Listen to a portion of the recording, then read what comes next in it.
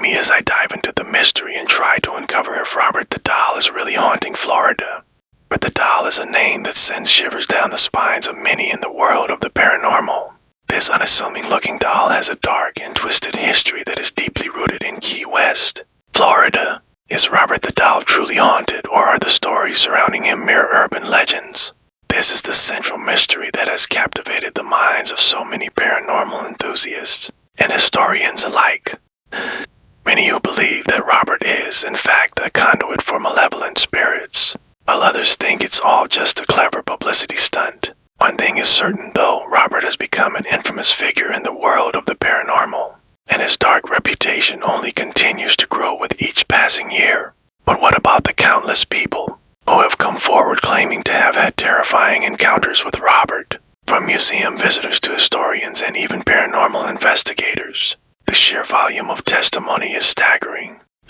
Those who claim to have seen Robert move on his own, heard strange whispers, or even been touched by an unseen force while in his presence. Then, of course, there are the more subtle occurrences, the inexplicable feelings of dread, the unshakable sense of unease, and the lingering nightmares that haunt those who dare to get too close to Robert. One of the most compelling aspects of the Robert the Doll mystery is the sheer variety of paranormal activity that has been reported. Some have captured chilling audio evidence of disembodied voices, while others have snapped photographs of strange, inexplicable mists surrounding Robert's glass case. Still, others have reported experiencing inexplicable cold spots or have even been physically attacked by an unseen force.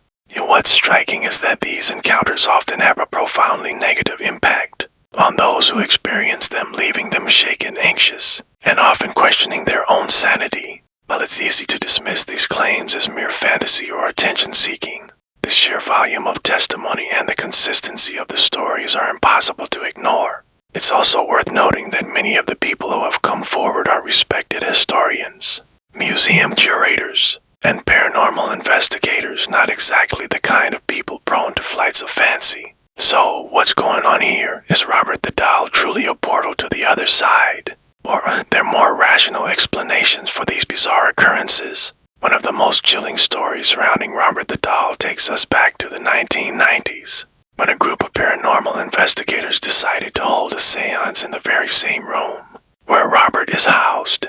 According to eyewitnesses, the atmosphere quickly turned dark and foreboding, with strange noises and lights flickering ominously in the background. As the investigators attempted to communicate with Robert, things took a sinister turn. The lights suddenly went out, and the group was plunged into darkness. When the lights flickered back to life, Robert was sitting upright in his chair, his glassy eyes staring malevolently into the souls of those present. But that's not all. In the aftermath of the seance, several of the investigators reported experiencing terrifying nightmares and visions, as if Robert was continuing to torment them even after they had left his presence. Some claimed to have seen shadowy figures lurking in the corners of their rooms, while others experienced inexplicable and intense feelings of fear and anxiety. Whatever it is that Robert the Doll is tapping into, it's clear that it's not to be underestimated. As we delve deeper into the mystery of Robert the Doll, it's impossible not to wonder, what is it about this seemingly harmless doll that inspires such fear and fascination? Is it the very real possibility that he's a conduit for malevolent spirits? Or is it something more primal, a deep-seated fear of the unknown that lurks within us all? Whatever the answer may be, one thing is certain: Robert the Doll continues to hold us in his thrall, captivating our imaginations and inspiring our darkest fears. So, what do you think? Is Robert the Doll truly haunted, or is it all just a clever hoax? Be sure to let me know your theories in the comments below, and if you're new here, be sure to check out another video on haunted artifacts. That will leave you sleeping with the lights on tonight. Part 1: The Arrival. There was something undeniably wrong with the doll. That's the first thing I noticed when I saw Robert behind his glass case. I had come to Key West with the same curiosity that had drawn so many before me, the need to see Robert the Doll, this strange, old figure wrapped in layers of bizarre, paranormal lore. I hadn't intended to be there alone. I had planned the trip with my friends, but last minute, everyone flaked out. Something about the stories had them spooked. They didn't want to risk it, they said. Too much bad energy. I should have taken the hint. But I went anyway, fascinated by the layers of legend surrounding Robert. How could an old doll, no more than 3 feet tall, with faded fabric and black, beady eyes, carry such a terrifying reputation? The rumors were wild. Robert moved on his own, whispered at night, even caused accidents or illnesses to those who mocked him. At the Fort East Martello Museum, the air was heavy, thicker than outside, almost oppressive. I stood before the case that held the doll, and it felt like Robert's black eyes were locking onto mine. I knew what the museum guide had warned: never disrespect Robert, don't take pictures without asking. Don't make jokes. But I had always been skeptical about these so-called haunted artifacts. And honestly, Robert didn't look intimidating. I pulled out my phone, ready to snap a photo. I didn't ask for permission. Click. In the silence of the museum, the sound of the shutter echoed like a gunshot. That's when the dread started to creep in. As I turned away from the case, a cold sensation crawled up my spine, like someone was standing right behind me. I whipped around, but of course, no one was there, just Robert, his eerie smile plastered on his face. I swear the doll's head had tilted just slightly, but I brushed it off. My mind had to be playing tricks on me, right? The whole museum felt wrong after that. What had started as simple curiosity shifted into a thick, growing sense of dread. I decided to leave quickly. Something about the atmosphere clung to me as I walked back to my car. Maybe it was the doll. Maybe it was just the silence. That night, my dreams were anything but peaceful. Robert was in them. Watching. Standing at the foot of my bed. His eyes glowing faintly in the darkness. I woke up drenched in sweat, heart racing, but I was sure it was just my mind playing with me, nothing more than my subconscious processing the day's events. But the following day, things got worse. It started small. My phone wouldn't stop glitching, freezing at random, refusing to stay on for more than a few minutes. The weather had taken a turn too, an ominous storm rolling in out of nowhere, howling winds shaking the windows of my hotel room. Something felt off. I tried to shake it off, convincing myself it was all coincidence. When I went out to grab lunch, a local bumped into me, spilling my coffee all over the sidewalk. His eyes flicked to me, then to the necklace I was wearing, a tiny, silver skull pendant.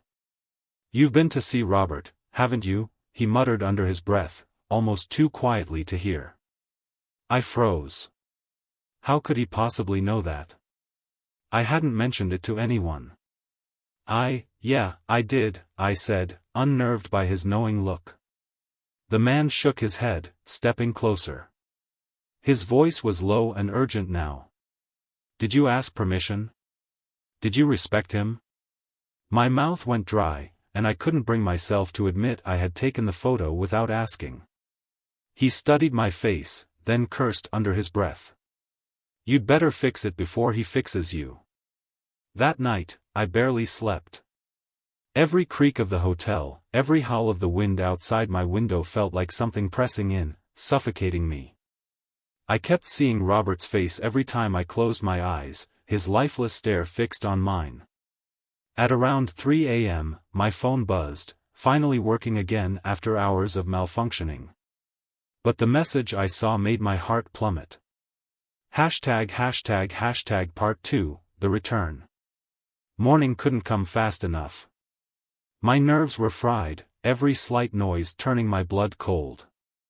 By the time dawn broke through the curtains of my hotel room, I hadn't slept a wink. The idea of facing Robert again felt like walking into a death sentence, but what choice did I have? Something was wrong, deeply, deeply wrong, and I had to make amends. I threw on yesterday's clothes and made the call.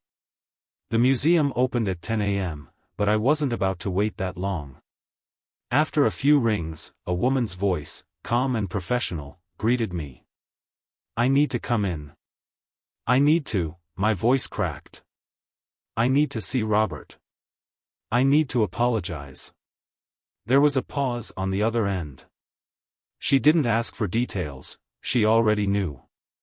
"We open at 10, she said, her voice tinged with a sadness that sent a shiver down my spine.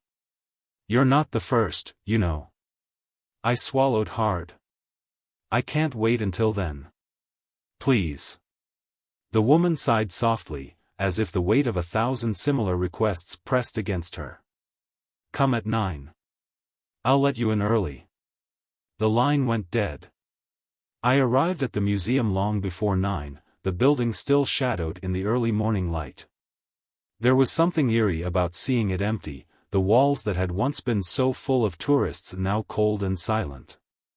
The gates were still locked, but eventually, the woman from the phone call, an older lady with tired eyes and a heavy set of keys, arrived. "I take it you didn't follow the rules," she said softly, more of a statement than a question. Her eyes flicked to my phone in my pocket, like she could sense the guilt clinging to it. I nodded, unable to speak. She unlocked the doors and led me through the museum. Every step echoed in the dim hallway, and the weight of Robert's presence grew with each passing second. We rounded the corner, and there he was, sitting in his glass case, just as he had been before, his lifeless eyes staring straight ahead. But this time, I could feel it. A pulse of cold air radiated from him, a palpable sense of malevolence that made the hair on the back of my neck stand up. "I'll give you some time alone," the woman whispered before stepping away, leaving me standing in front of Robert. I opened my mouth to speak, but my throat was dry, and the words got caught. The silence in the room was thick, almost suffocating. Slowly, I reached into my pocket, pulling out my phone. The image of Robert still glowed on the screen, but this time, there was something even more unsettling about it. His eyes, his dark, hollow eyes, seemed to glint, like they were aware of me. "I'm sorry," I choked out, barely louder than a whisper. "I shouldn't have taken the photo without asking. I didn't mean any disrespect." The doll didn't move. It didn't speak. But the air around me seemed to grow colder, like the room itself was holding its breath. I fumbled with my phone, my hands shaking as I pulled up the picture again. Without thinking, I hit delete. There was a soft click, and the image vanished from my screen. I looked up at Robert. His expression was unchanged, but I felt something shift, an imperceptible change in the room's atmosphere. For a moment, I thought maybe it was over. Maybe I had fixed it. But as I turned to leave, the lights above me flickered. Just a power surge, I told myself. Nothing more. But then it happened again. A low hum started to build in the room, a buzzing sound that made my teeth vibrate. I turned back toward the glass case, my stomach twisting into knots. Robert's head had shifted. It was a slight movement, barely noticeable, but his chin was tilted downward now, his gaze locked onto mine. And for the first time, I saw it, something moved behind those glassy black eyes, a flicker of something alive. I stumbled back, heart pounding in my chest. I glanced around the room, desperate for the woman who had let me in, but she was nowhere to be found. My breath came in short, shallow gasps, and the buzzing grew louder, filling the room until it felt like the walls were vibrating. I had to get out. Now. I bolted for the door, but as I reached for the handle, it wouldn't budge. My fingers fumbled against the cold metal, twisting and pulling, but the door was stuck. The buzzing intensified, almost like 1,000 voices whispering all at once, overlapping into a single, maddening hum. And then, a voice. Soft, but clear. A child's voice, barely audible over the chaos. Asterisk, don't leave me. Asterisk. I froze. My entire body went rigid as the voice echoed through the room, filling my head with a sudden, overwhelming sense of dread. Slowly, I turned back toward the glass case. Robert was standing. Not sitting, not slumped. He was standing, his tiny figure pressed against the glass, one hand raised as if beckoning me closer. I backed away, my knees buckling beneath me. No, no, this isn't real, this can't be real. The lights flickered wildly now, casting long, shifting shadows across the walls. Robert's face was almost completely hidden in the darkness, but his eyes, those cold, black eyes glowed faintly, like two smoldering embers in the night. The whispers grew louder, circling around me, swirling in the air. I could feel them, brushing against my skin like cold fingertips. And then, just as quickly as it had begun, the buzzing stopped. The lights steadied. The whispers vanished.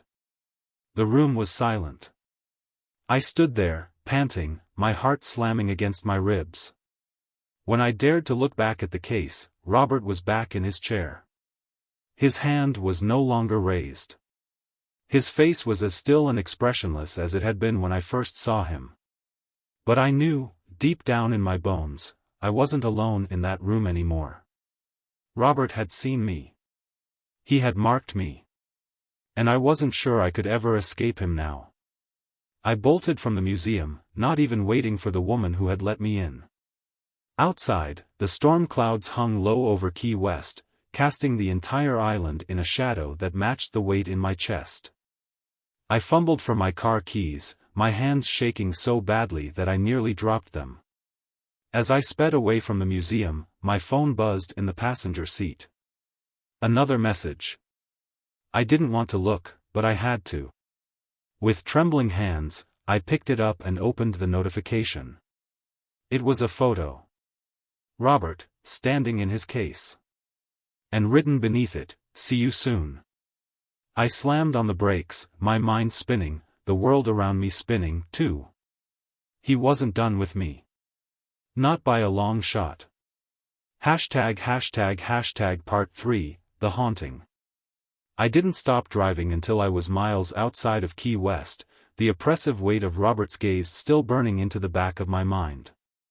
My hands were white-knuckled on the steering wheel, the phone lying face down on the passenger seat, buzzing intermittently with more notifications I didn't dare to check. I had to believe it was over, that by leaving the museum, I had left Robert behind.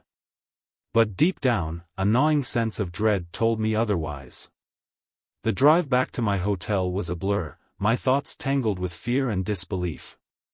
It wasn't possible, none of this could be real, right? When I reached the hotel, the world outside had grown dark. The rain that had threatened all day finally arrived, hammering against the windshield with a furious rhythm. I grabbed my things and rushed inside, hoping the storm would drown out the lingering whispers in my mind, hoping the rain would somehow wash away whatever curse Robert had placed on me. Inside my room, I locked the door and pressed my back against it, breathing heavily. The hotel felt too quiet, too still, like it was holding its breath. I glanced over at the phone, still buzzing on the bed. I had to know. I had to see if it was just another glitch, some weird prank, anything but what I feared it was. With shaky fingers, I picked it up and swiped the screen. Another photo of Robert. This time, closer. His face pressed against the glass of his case, his eyes wide, unblinking, staring directly into the camera. I dropped the phone, heart slamming against my ribs.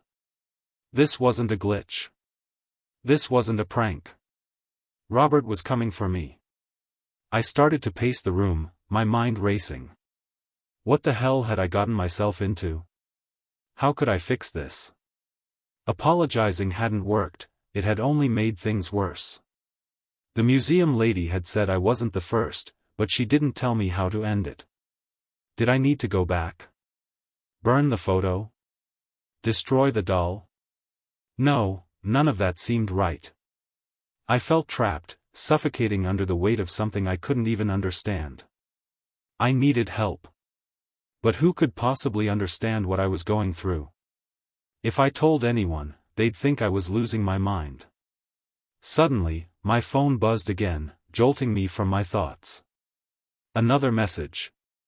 But this time, it wasn't a photo. It was a name.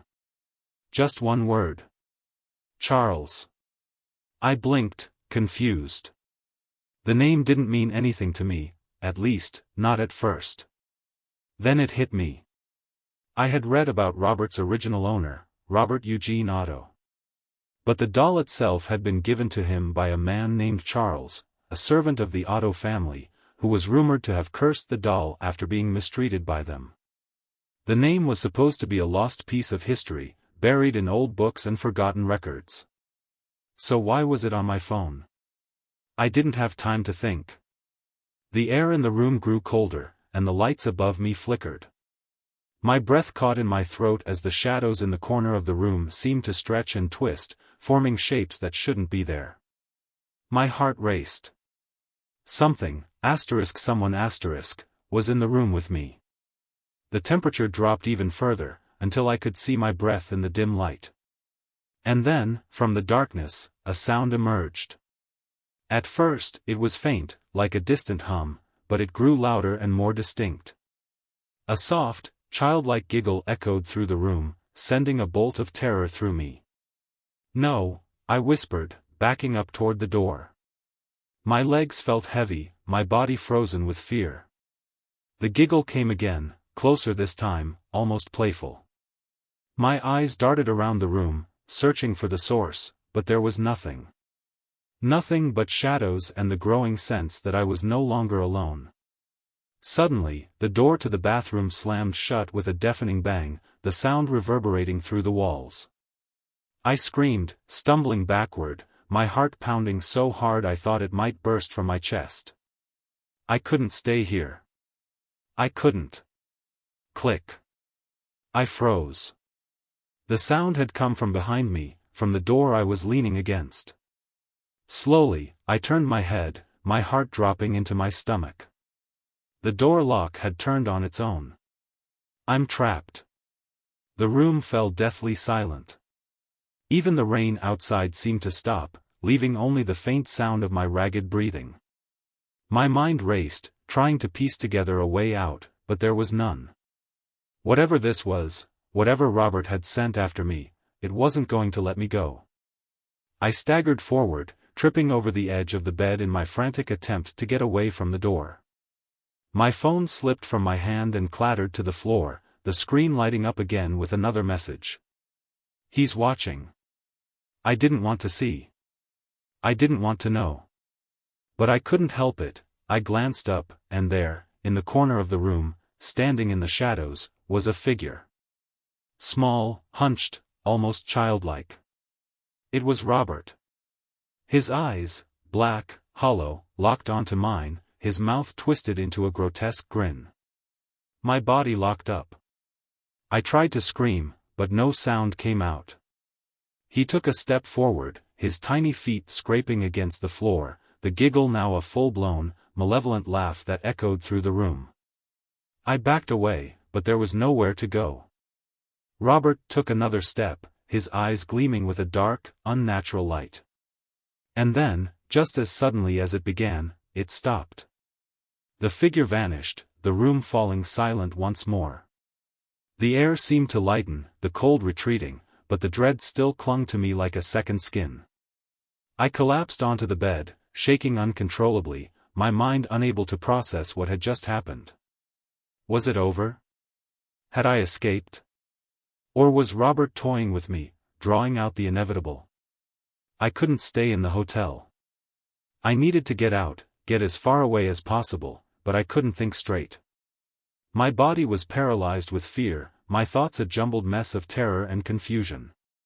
But then, as if to confirm my worst fears, my phone buzzed one final time. "You'll never leave me." That was it. I had to get out. I grabbed my keys, threw open the door, and ran into the storm, the rain slashing against my face as I stumbled into the street. My car was parked a few blocks away, but I didn't care. I needed to leave, now. But no matter how far I went, I knew deep down, I couldn't escape him. Robert had marked me, and whatever game he was playing, he wasn't finished yet. Not even close. Part 4, The Descent. I don't remember driving. The hours between running out of the hotel and pulling into the parking lot of a rundown motel on the outskirts of town are lost to me. Maybe that's for the best. My mind was fractured, consumed by fear and the heavy certainty that Robert was still with me. He hadn't left. He wouldn't leave. The motel was a dive, the kind of place people used when they didn't want to be found. The walls were thin, the lights flickered weakly, and a stench of mildew hung in the air. But it was away from the hotel. Away from Robert. Or so I hoped. I dragged myself inside, slamming the door behind me, locking it twice for good measure. My breath came in short gasps, my chest tight with a panic that wouldn't subside. I collapsed onto the bed, my heart pounding so loud I thought it might burst. My phone was still in my pocket, vibrating softly with notifications I didn't dare look at. The weight of everything pressed down on me, an invisible force that felt like it was suffocating me. I stared at the peeling wallpaper, at the flickering lamp, trying to remind myself that this place was real. Solid. If I just stayed here long enough, maybe everything would return to normal. Maybe it was all in my head. But deep down, I knew better. I couldn't hide from him. The rain outside had turned into a steady downpour, the sound hammering against the window like a relentless assault. I wanted to believe it was the storm, just the weather messing with my head, but every shadow seemed to stretch, every corner darker than it should be. I swore I could hear faint whispers, but they were muffled, as if they were coming from just beyond the walls, just out of reach. I had no idea what time it was. The clock on the nightstand was cracked, its hands frozen at some ungodly hour. Time felt meaningless anyway. The weight of Robert's presence clung to me, a dark cloud that I couldn't shake. He was still here. I could feel him. Watching. Waiting. Suddenly, a sharp knock came from the door. I jolted upright, my heart nearly stopping. Who the hell would be knocking at this hour? I crept toward the door, peering through the peephole, my hands trembling. The hallway was empty. Another knock, louder this time, rattled the flimsy wood. I backed away, shaking my head. No. No, this isn't real, I whispered to myself, trying to calm my racing heart. The whispers from outside the room grew louder, more insistent. A chorus of voices now, blending into one unnerving hum. The air in the room became heavy, like it was thickening around me, pushing down on my chest. I could feel the room closing in. The shadows danced along the walls, flickering in the weak light of the single bulb hanging from the ceiling. There was a pressure building in my head, an unbearable tightness that made it hard to breathe. I stumbled backward, collapsing onto the bed as the door rattled again. But this time, it wasn't a knock. It was the sound of scratching. Something was clawing at the wood, slow and deliberate, the noise crawling up my spine. My breath hitched as I stared at the door, waiting for whatever was out there to come bursting through. The scratches grew louder, more frantic, until they stopped altogether. The silence was worse. My skin prickled with dread. Then, I heard it, the unmistakable sound of the doorknob turning. I scrambled to my feet, backing up until I hit the far wall, my eyes locked on the door. The knob twisted slowly, clicking softly in the quiet room. And then, with a creak that seemed to stretch on forever, the door swung open. There was no one there. Only darkness. But something was wrong. My heart raced, my pulse thundering in my ears as I squinted into the void. The shadows seemed to writhe and twist as though they were alive, reaching for me with tendrils of darkness. I felt the cold crawl of fear sink deeper into my bones, freezing me in place.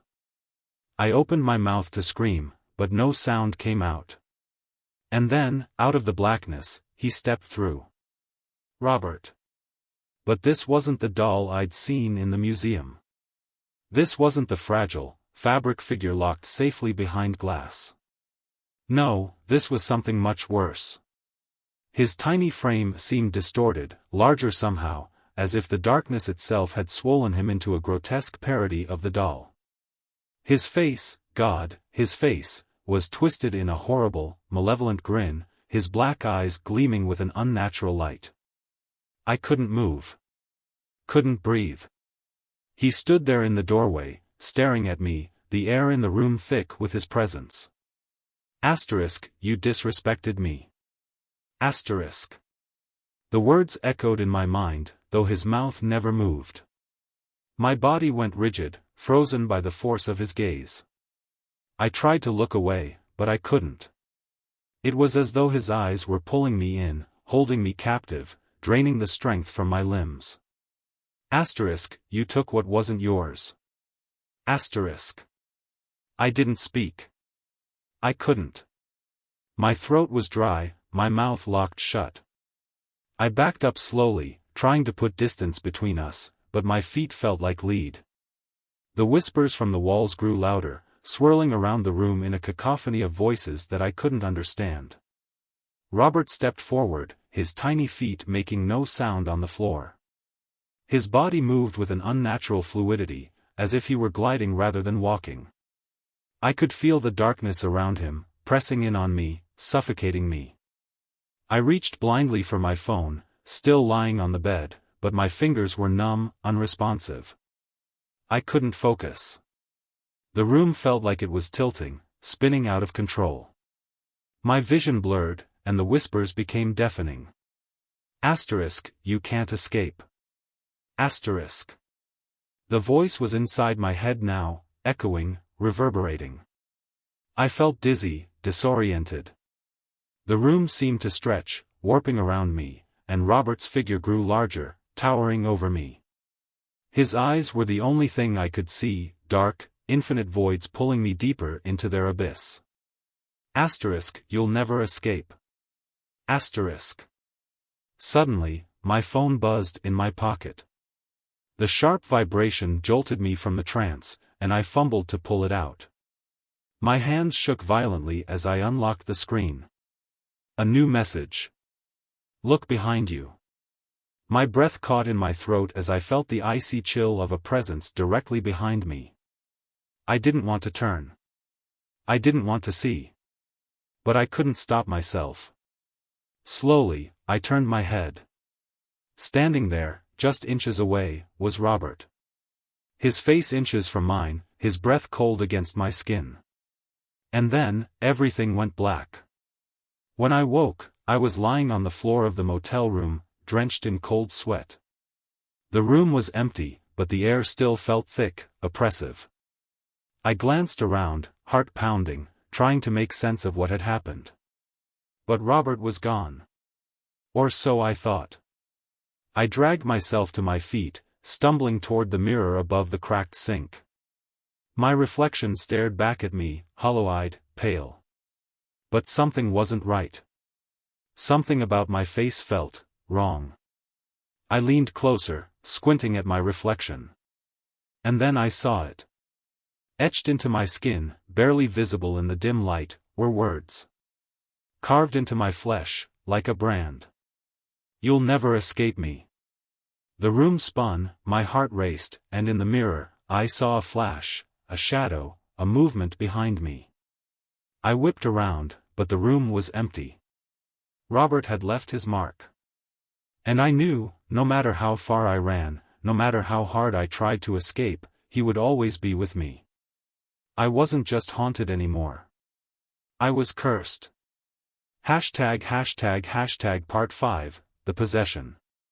I should have left Key West that night. Driven as far as I could, maybe even thrown my phone into the ocean and vanished into anonymity. But deep down, I knew running wouldn't help. Robert was with me, and no matter where I went, no matter how many miles I put between myself and that damned museum, I couldn't escape him. He'd made sure of that. He wasn't just haunting me, he had claimed me. For days, I stayed in that rundown motel, paralyzed by fear. My phone buzzed constantly, but I refused to look at it. Every message, every missed call felt like a ticking time bomb, and I wasn't sure how much more I could take.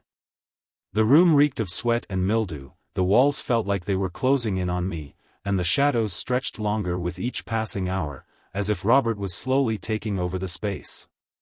But the worst part wasn't the motel. It wasn't the isolation or even the constant dread that gnawed at my sanity. The worst part was me. I didn't feel like myself anymore. At first, it was small things, forgetting what I'd been doing, losing track of time. I'd look at the clock and find hours had passed, but I couldn't remember what I had done in that time. My reflection became unfamiliar, almost distorted, as if someone else was staring back at me through the glass. My thoughts, once my own, now felt crowded, invaded by something darker. I heard whispers in the back of my mind, low and malicious, growing louder when I tried to sleep. Robert wasn't just haunting my world, he was slipping into me. It started with the dreams. Night after night, I found myself standing in that museum, alone, staring at the glass case. But in my dreams, the case was always cracked, the glass shattered. Robert was never inside. Instead, I could feel him behind me, his tiny feet tapping on the floor, his cold breath against my neck. Every time I turned around, I would wake up, drenched in sweat, gasping for air. But then, the dreams began to bleed into reality. The first time it happened, I was sitting on the edge of the motel bed, staring at the floor, trying to think of anything but him. The room was dim, the weak light from the window barely cutting through the gloom. My head throbbed, the constant pressure of his presence growing stronger. And then I heard it. Soft at first, like a distant echo, but unmistakable. A child's giggle. I froze, my heart pounding. I didn't dare move, didn't dare breathe. The giggle came again, closer this time, a high-pitched, playful sound that sent shivers down my spine. No. No, this can't be real, But it was. I could feel him now, the cold creeping through the room, the darkness thickening around me. The air grew heavy, pressing down on my chest, suffocating me. And then, as if drawn by some invisible force, I looked up. He was there, standing in the corner of the room, just out of the light. His tiny figure was half hidden in shadow, but I could see his eyes, those dark, lifeless eyes that seemed to follow me wherever I went. Robert. I blinked, and he was gone. The room was empty again, but the cold remained, lingering like a ghost of what I'd just seen. My head felt like it was splitting open. The whispers were back, louder now, filling my mind with a cacophony of voices I couldn't understand. My thoughts weren't my own anymore. They were his. I could feel him inside me, crawling through my mind like a parasite, feeding on my fear, twisting my thoughts. I was losing myself. Days passed in a blur of confusion and terror. I tried to leave the motel once, but the moment I stepped outside, my vision swam, the world tilting violently. I staggered back to the room, collapsing onto the bed, my heart racing. Every time I tried to leave, the same thing happened. It was as if Robert was tethering me to that place, keeping me trapped within his web. And then came the writing. It started small, just scratches on my arms and legs that I didn't remember making. At first, I thought it was my own doing, some desperate attempt to stay sane in the face of the madness that was consuming me. But as the days went on, the scratches became words. Names. Dates. Phrases I didn't recognize. Charles. Eugene. You'll never escape. Each night, I'd wake to find new messages etched into my skin, the pain sharp and searing. I tried covering the mirrors in the room, but it didn't help. The writing appeared no matter where I looked, as if Robert was branding me, marking me as his own. I was becoming him. One night, I woke to the sound of laughter, loud, childlike, echoing through the room. My body moved on its own, rising from the bed, drawn toward the bathroom. I didn't want to go, didn't want to see what was waiting for me, but my legs wouldn't stop. The bathroom door swung open with a creak, and I stepped inside.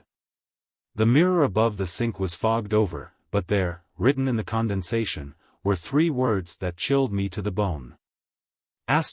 You are mine. I stumbled back, shaking my head, my chest heaving with panic. My reflection in the mirror was warped, distorted, and behind me, in the shadows of the room, I saw him again. Robert. His face was twisted into that same malevolent grin, his eyes gleaming with a sick, unnatural light.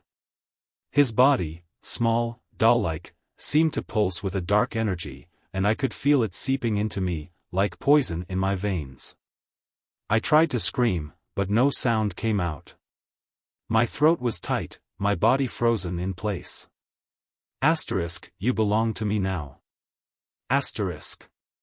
The voice in my head was his. He was inside me, twisting my thoughts, taking over my mind. I was no longer in control. I was no longer me. The room spun around me, the walls closing in as I collapsed onto the floor. My vision blurred, darkness creeping in at the edges. And as I lay there, helpless, I felt Robert's presence wrap around me, suffocating, consuming.